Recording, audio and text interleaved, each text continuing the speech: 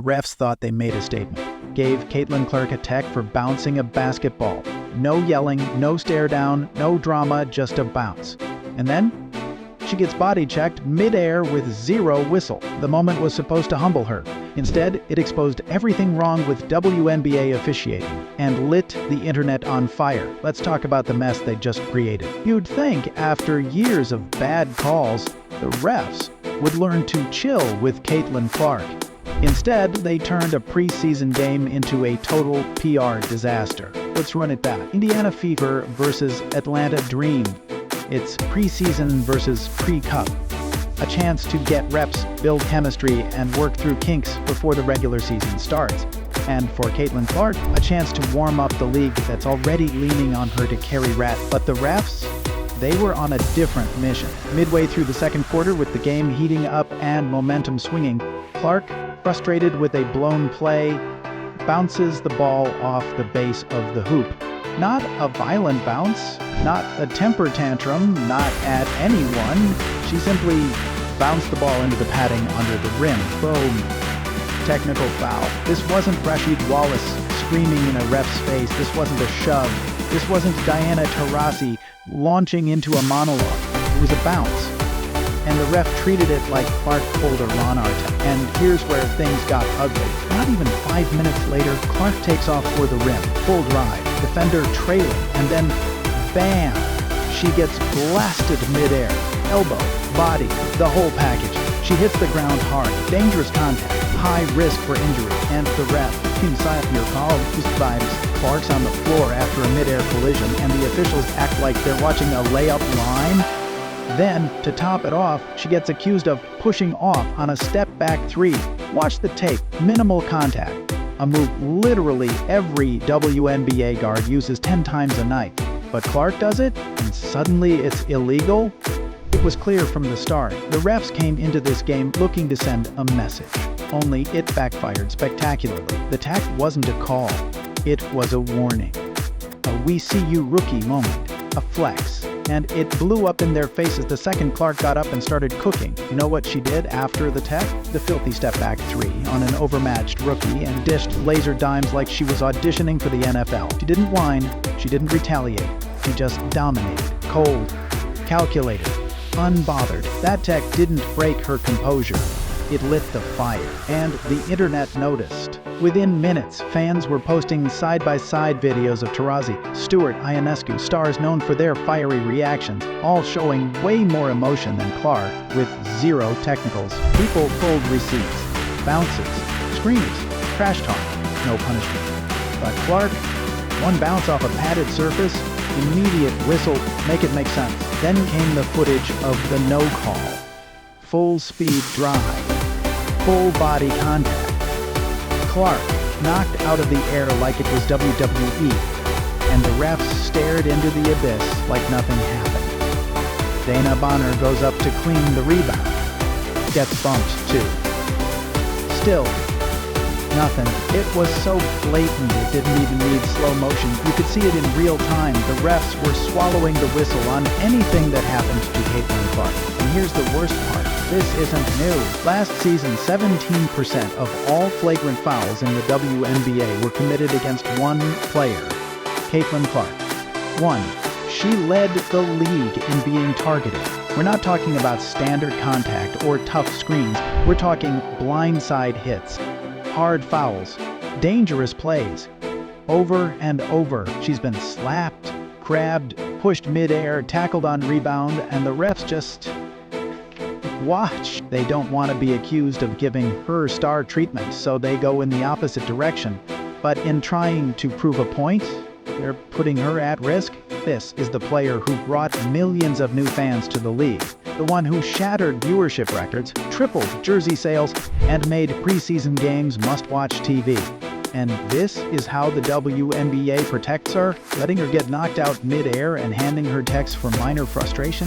It's not just lazy officiating, it's a straight-up failure of leadership. And Clark, she never loses it. She doesn't jaw at refs. She doesn't go nuclear. She just keeps hooping. She lets her game do the talking.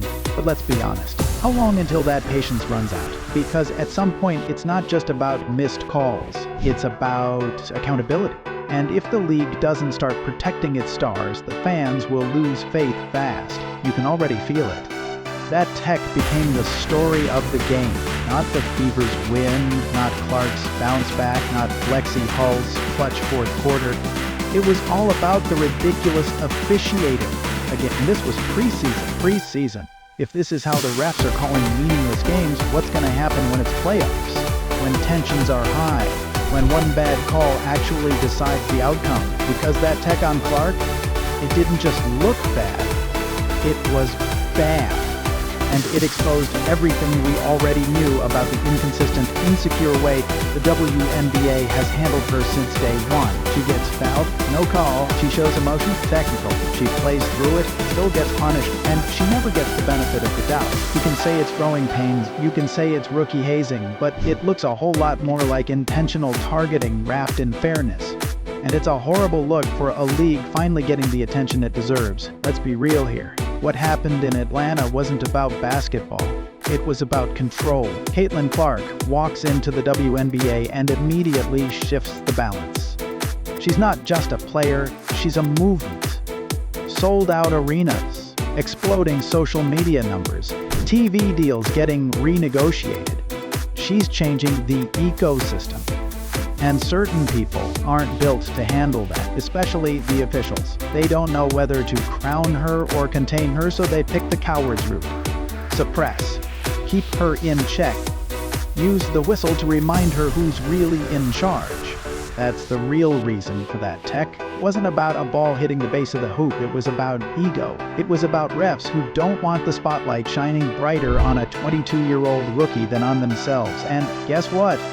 Now it's shining right on them, because their insecurity just made them the main character.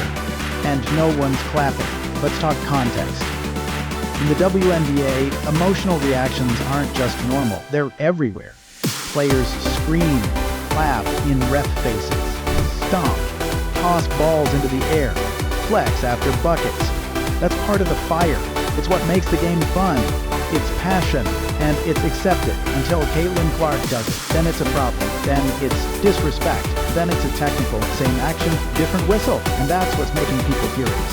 Because Clark didn't curse, didn't slam the ball into the crowd, didn't even say a word. She bounced the ball into the hoop base out of frustration. Frustration that comes from being constantly hacked, bodied, and targeted. Every single game. With no support from the people wearing stripes. And when she finally hits her breaking point in the most harmless way possible, they punish her, not the defender that hit her midair, not the missed call. Meanwhile, she gets up and throws a full time for an easy layup like it's just business as usual. That's what's wild about Caitlin. They try to rattle her and she just responds with basketball. Not tweets, not tantrums, buckets. But let's not let the league off the hook either. Where's the response? Where's the accountability? Where's the league's statement saying, yeah, that tech probably didn't meet the standard? Crickets. Instead, they'll let this tech sit in the box score like it was justified, while fans everywhere know it was a joke. And if they think this is just a social media overreaction, they're not paying attention. You've got ESPN talking about it, Barstool roasting it, sports blogs writing full articles about the nonsense. Not from Clark fans, just from people who understand basic basketball. Even WNBA vets are saying it's soft. They've played for years, they've seen real technical, they know the difference between fire and disrespect. And this wasn't it. You can't build a league off hype, then penalize the person bringing it when she shows the same competitive fire you claim to want. That's the hypocrisy. Caitlin Clark is exactly what the WNBA has been begging for. Flash, skill, confidence, leadership, attention. But the second she acts like it, here come the refs with the leash. Don't get too confident. Don't react. Don't get emotional. Know your place. That's not how stars are born. That's how they get stifled. And if you think she doesn't know what's happening, you're kidding yourself. Clark is sharp.